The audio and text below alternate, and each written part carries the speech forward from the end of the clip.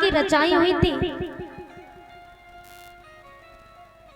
ये हम लोगों को समझाने के लिए, हम लोगों को चेतना पहुंचाने के लिए, ताकि हमारे जीवन में भी ऐसे कष्ट आएंगे, लेकिन हमें अपने धर्म को नहीं छोड़ना, मर्यादा को नहीं छोड़ना।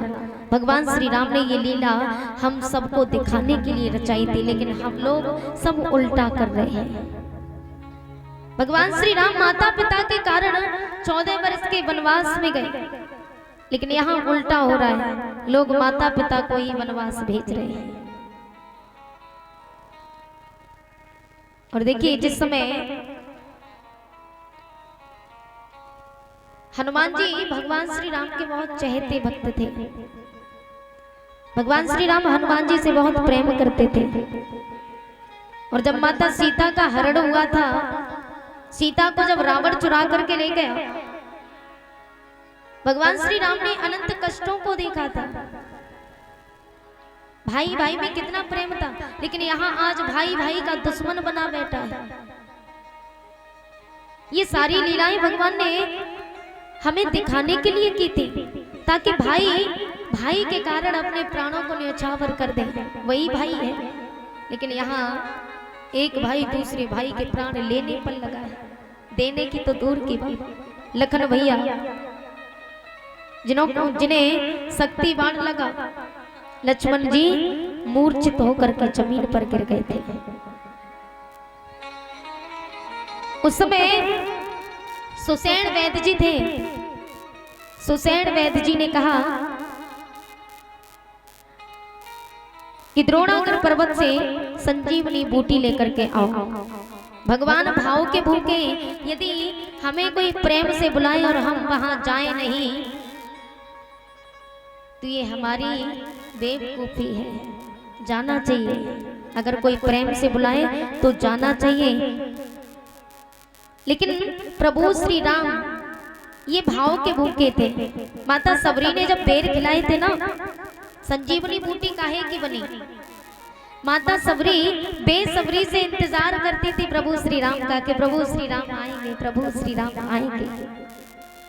सुबह से लेकर के शाम तक रास्ते में पुष्पों को बिछा करके रखती थी, शाम तक राह तकती थी। और जब प्रभु श्री राम नहीं आते तो आस टूट जाती थी।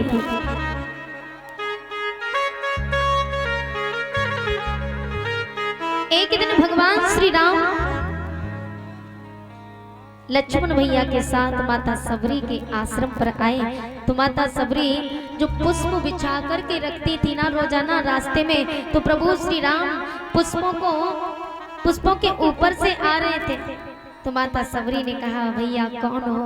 अरे इस रास्ते से आप हट जाओ, हमारे ये पुष्प बिछे ये दब जाएंगे, इस रास्ते पर मत जाओ, आप दूसरे रास्ते से चले जाओ।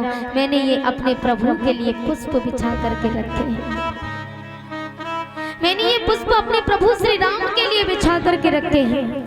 तो प्रभु श्री राम ने, माता सबरी बूढ़ी हो चुकी थी ना, तो माता सबरी से प्रभु श्री राम ने कहा, माँ मैं ही राम हूँ। तो माता सबरी प्रभु श्री राम के चरणों में गिर गई, प्रभु मैं अभागिन आपको पहचान न सके प्रभु। माता सबरी ने अपने अश्रुओं से, अपने आंसुओं से प्रभु श्री राम के चरणों को धोया था। और माता सबरी जो बेर तोड़ करके लाई थी ना, बेरों को तोड़ के लाई, तो माता सबरी भगवान श्री राम को बेर खिलाती है। लेकिन कैसे? बेर पहले खुद चखती थी कि कहीं ये कड़वा ना हो और मेरे प्रभु उनका मुंह खराब हो जाए। तो माता सबरी पहले बेर को खुद चखती थी और झूठे बेर प्रभु श्री राम को खिलाए। प्रभु श्री राम ने बड़े भाव के साथ बेरों को खाया, लेकिन वही बेर लक्ष्मण भैया को दिए तो लक्ष्मण भैया बेर फेंकने लगे पीछे। उन्होंने बेर नहीं खाया। लक्ष्मण भैया ने क्यों नहीं खाए? अरे न जाने कितने दिनों से तो स्नान नहीं किया, और ये बूढ़ी है और जाति का भी कोई पता नहीं, सबरी है।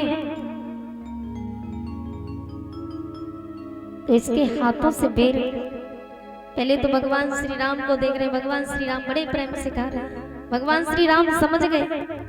भगवान श्री राम ने कहा लक्ष्मण खाओ ना, तो लक्ष्मण भैया झूठे का ही मुंह से हाथ ले जाते, लेकिन बेरों को पीछे फेंक देते थे और वही बेर द्रोणागिर पर्वत पर जाकर के गिरे। उन्हीं बेरों की संजीवनी बूटी बनी, जो अंत में उन्हीं से लक्ष्मण जी मूर्छित हो गए। उसी को तो लक्ष्मण के मुख में डाला। तो प्रेम में बहुत ताकत है, अंत में लक्ष्मण को खाना तो पड़ा ही। तो भगवान श्री राम भाव के भूखे। और जब सुसेन वैद्य जी ने कहा हनुमान जी से, जब लक्ष्मण जी मूर्छित पड़े थे तो सुसेन वैद्य जी ने कहा कि जाओ द्रोणागिर पर्वत पर सूर्य निकलने से पहले संजीवनी बूटी लाओ। अगर सूर्य निकलने से पहले ये संजीवनी बूटी नहीं आई तो लक्ष्मण को बचाना मुश्किल हो जाएगा। तो हनुमान जी गए थे संजीवनी बूटी लेने के लिए। सुसेन वैद्य जी ने यह भी कहा था कि वो बूटी सबसे ज्यादा चमकती होगी वही संजीवनी बूटी होगी, उसको लेके आना। तो हनुमान जी जिस समय गए तो अयोध्या से होते हुए निकले और पर्वत पर जाकर के बूटी को ढूंढने लगे। बूटी जब नहीं मिली, उन्होंने कहा था कि जो सबसे ज्यादा चमकती हो वही है, लेकिन वहां तो सभी पर्वत पर सारी बूटियां चमक रही थी। हनुमान जी ने कहा न जाने कौन सी है, तो हनुमान जी पूरा पर्वत उठा करके ले जाने लगे।